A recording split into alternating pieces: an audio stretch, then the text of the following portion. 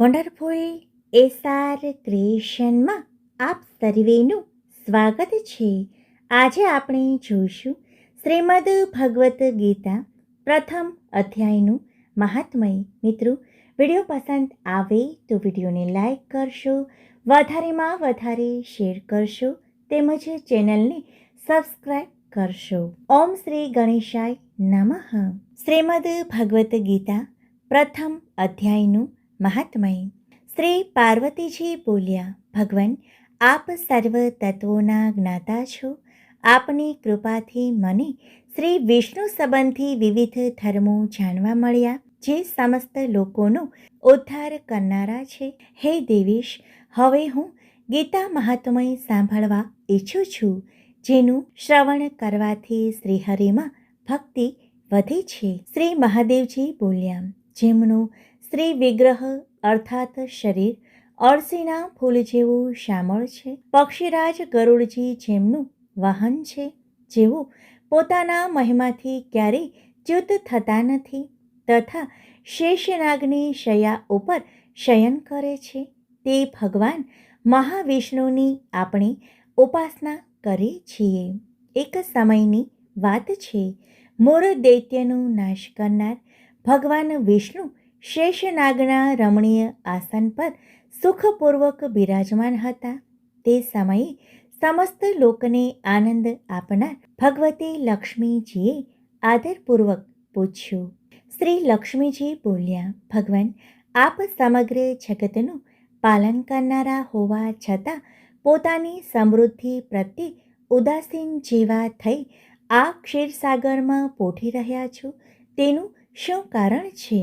શ્રી ભગવાન બોલ્યા, હે સુમુખી, હું માત્ર સૂઈ જ નથી રહ્યો, પરંતુ તત્વોનું અનુસરણ કરનારી અંતરદ્રષ્ટિથી મારા પોતાના માહેશ્વર તેજનો સાક્ષાત્કાર કરી રહ્યો છું. હે દેવી, આ તેજ એ જ છે જેનું યોગી પુરુષો કુશાગ્ર બુદ્ધિથી પોતાના અંતઃકરણમાં દર્શન કરે છે તથા જેનાથી મીમાંસાના વિદ્વાનો વેદના સાર તત્વોનો નિર્ણય કરે છે. તે માહેશ્વર તેજ એક અજર પ્રકાશ સ્વરૂપ આત્મરૂપ રોગશોકથી રહિત અખંડ આનંદપુંજ નિસ્પંદ અર્થાત નિરીહ તથા દ્વૈત રહિત છે. આ સંસારનું જીવન તેને જ આધીન છે. હું તેનો જ અનુભવ કરું છું. હે દેવીશ્વરી, એ જ કારણથી હું તમને નિંદ્રાધીન હોઉં એમ લાગે છે. શ્રી લક્ષ્મીજી બોલ્યા, હે હષિકેશ, આપ જ યોગી પુરુષોના ધ્યેય છો. આપના સિવાય પણ કોઈ ધ્યાન કરવા યોગ્ય તત્વ છે, એ જાણીને મને ઘણું કૌતુક થાય છે. આ ચરાચર જગતનું સર્જન અને સંહાર કરનાર સ્વયં આપ જ છો. આપ સર્વ સમર્થ છો. આવી સ્થિતિમાં હોવા છતાં જો આપ પરમ તત્વથી ભિન્ન હો તો કૃપા કરીને તેનો બોધ કરાવો. શ્રી ભગવાન બોલ્યા, હે પ્રિયે, આત્માનું સ્વરૂપ દૈત્ય અને અદ્વૈતથી અલગ ભાવ અને અભાવથી મુક્ત તથા આદિ અને અંતથી રહિત છે. શુદ્ધ જ્ઞાનના પ્રકાશથી ઉપલબ્ધ થનાર તથા પરમાંદ સ્વરૂપ હોવાથી એકમાત્ર સુંદર છે. તે જ મારું ઈશ્વરીય રૂપ છે. આત્માનું એકત્વ જ બધા માટે જાણવા યોગ્ય છે. ગીતા શાસ્ત્રમાં તેનું જ પ્રતિપાદન થયું છે. અમિત તેજસ્વી ભગવાન વિષ્ણુના આ વચનો સાંભળી લક્ષ્મીજીએ શંકા કરતા કહ્યું, ભગવાન, જો આપનું સ્વરૂપ સ્વયં પરમાનંદમય અને મન વાણીની ગતિથી પર છે તો ગીતા તેનો બોધ કઈ રીતે કરાવે છે? મારી આ શંકાનું નિવારણ કરો. ત્યારે શ્રી ભગવાન બોલ્યા, હે સુંદરી, સાંભળો, હું ગીતામાં મારી સ્થિતિનું વર્ણન કરું છું. ક્રમશઃ 5 અધ્યાયોને મારા 5 મુખ જાણો, 10 અધ્યાયોને મારી 10 ભુજાઓ, 1 અધ્યાયને ઉદર તથા 2 અધ્યાયને બંને પગ જાણો. આમ આ 18 અધ્યાયોને વાંગમયી ઈશ્વરીય મૂર્તિ સમજવી જોઈએ. આ જાણવા માત્રથી જ મહાન પાપોનો નાશ થાય છે, જે ઉત્તમ બુદ્ધિવાળો પુરુષ ગીતાના એક કે અડધા કે ચતુર્થાંશ શ્લોકોનો જ દરરોજ અભ્યાસ કરે છે તે સુશર્માની જેમ ભક્ત થઈ જાય છે. શ્રી લક્ષ્મીજી બોલ્યા, હે દેવ, સુશર્મા કોણ હતો, કઈ જ્ઞાતિનો હતો અને કયા કારણે તેની મુક્તિ થઈ? ત્યારે શ્રી ભગવાન બોલ્યા, હે પ્રિય, સુશર્મા બહુ જ દુષ્ટ બુદ્ધિનો માણસ હતો. પાપીઓનો તો એ શિરોમણી હતો. તેનો જન્મ વૈદિક જ્ઞાન વગરના તથા ક્રૂર કર્મો કરનાર બ્રાહ્મણના કુળમાં થયો હતો. તે ધ્યાન, જપ, પૂજા કંઈ કરતો ન હતો. હોમ યજ્ઞ કે અતિથિ સત્કાર પણ કરતો ન હતો. તે લંપટ અને વિષય ભોગમાં આસક્ત રહેતો હતો. ખેતી કરતો અને ઘાસપાન વેચીને આજીવિકા ચલાવતો હતો. તે બ્રાહ્મણ હોવા છતાં માંસ મદિરાનું સેવન પણ કરતો હતો. આ રીતે તેણે જીવનનો મોટો ભાગ પસાર કરી દીધો. એક દિવસ મૂર્ખ બુદ્ધિવાળો સુશર્મા પાંદડા લેવા માટે કોઈ ઋષિની વાડીમાં આંટા મારતો હતો. એટલામાં કાળનો રૂપ ધારણ કરીને કાળા સાપે તેને દંશી દીધો. તેથી સુશર્મા મૃત્યુ પામ્યો. તે પછી તે અનેક પ્રકારની નરક યાતનાઓ ભોગવી પાછો મૃત્યુલોકમાં એક ભાર ઉપાડનાર બળદ તરીકે અવતર્યો. તે સમયે કોઈ લંગડા માણસે પોતાનું જીવન આરામથી પસાર કરવા તેને ખરીદી લીધો. બળદે પોતાની પીઠ ઉપર તે લંગડાનો ભાર ઉપાડતા ઉપાડતા 7-8 વર્ષ ઘણા કષ્ટો સાથે પસાર કર્યા.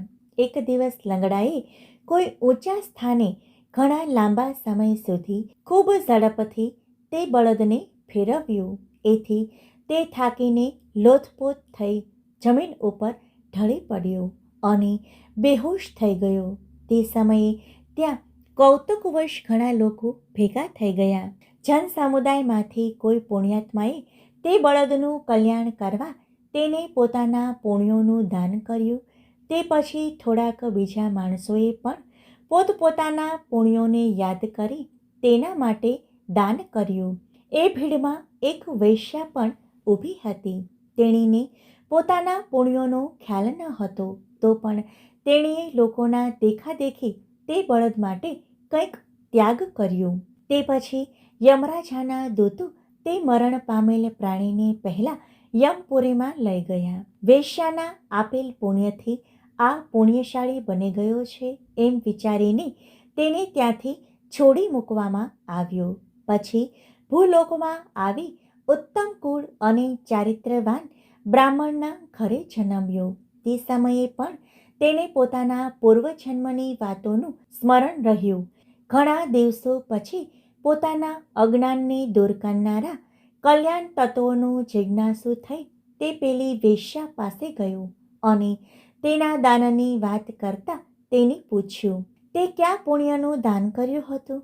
વેશ્યાએ ઉત્તર આપ્યો, પેલા પાંજરામાં બેઠેલો પોપટ દરરોજ કંઈક બોલે છે, તેનાથી મારું અંતઃકરણ પવિત્ર થઈ ગયું છે. તેનું પુણ્ય મેં તારા માટે દાન આપેલું. તે પછી તે બંનેએ પેલા પોપટને પૂછ્યું. ત્યારે પોપટ પોતાના પૂર્વજન્મનું સ્મરણ કરી પ્રાચીન ઇતિહાસ કહેવા લાગ્યો. પોપટ બોલ્યો, પૂર્વજન્મમાં હું એક વિદ્વાન હતો. હું મારી વિદ્વતાના અભિમાનમાં મોહિત હતો. મારામાં રાગદ્વેષ એટલા વધી ગયા હતા કે હું ગુણવાન વિદ્વાનો પ્રત્યે પણ ઈર્ષ્યા રાખવા લાગ્યો. પછી સમય અનુસાર મારું મૃત્યુ થયું અને હું અનેક ધૃણિત લોકોમાં ભટકતો રહ્યો. અંતે આ લોકમાં આવ્યો. સદ્ગુરુની નિંદા કરવાથી પોપટ કુળમાં મારો જન્મ થયો. પાપી હોવાના કારણે નાનપણથી જ માતા પિતાનો વિયોગ થયો. એક દિવસ હું ગ્રીષ્મ ઋતુમાં તપી ગયેલા માર્ગ ઉપર પડ્યો હતો. ત્યાંથી કોઈ શ્રેષ્ઠ મુનિ મને ઉપાડી લાવ્યા. પાંજરામાં તેમણે મને મૂકી દીધો. ત્યાં મને ભણાવવામાં આવ્યું. ઋષિઓના બાળકો પણ ઘણા આદર સાથે ગીતાના પ્રથમ અધ્યાયની આવૃત્તિ કરતા હતા. તેમની પાસેથી સાંભળીને હું પણ વારંવાર પાઠ કરવા લાગ્યો. એ ગાળામાં જ એક ચોરી કરનાર પક્ષી પકડનારાઓને મને ત્યાંથી ચોરી લીધું. તે પછી આ દેવીએ મને ખરીદ્યું. આ મારી કથા છે જે મેં આપને કહી બતાવી. પૂર્વકાળમાં મેં આ પ્રથમ અધ્યાયનો અભ્યાસ કર્યો હતો, જેનાથી મેં પોતાના પાપો મટાડ્યા છે. વળી એનાથી જ આ વેશ્યાનું અંતઃકરણ પણ શુદ્ધ થયું છે અને તેના જ પુણ્યથી આ દ્વિજશ્રેષ્ઠ સુશર્મા પણ પાપમુક્ત થયા છે. આ રીતે પરસ્પર વાર્તાલાપ અને ગીતાના પ્રથમ અધ્યાયના મહાત્મ્યની પ્રશંસા કરી તે ત્રણેય જણ હંમેશા પોતપોતાના ઘેર ગીતાનો અભ્યાસ કરવા લાગ્યા. પછી જ્ઞાન મેળવી તેઓ મુક્ત થયા. માટે જેઓ ગીતાના પ્રથમ અધ્યાયને વાંચે, સાંભળે તથા અભ્યાસ કરે છે તેમને આ ભવસાગર તરવામાં કોઈ મુશ્કેલી પડતી નથી. આ સાથે શ્રીમદ ભગવદ્ ગીતાનો પ્રથમ અધ્યાયનો મહાત્મય પૂર્ણ થાય છે. મિત્રો, વિડીયો પસંદ આવે તો વિડીયોને લાઈક કરશો.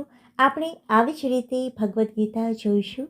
વધારેમાં વધારે શેર કરશો. ચેનલમાં નવા હોય તો ચેનલને સબસ્ક્રાઈબ જરૂરથી કરશો. આભાર.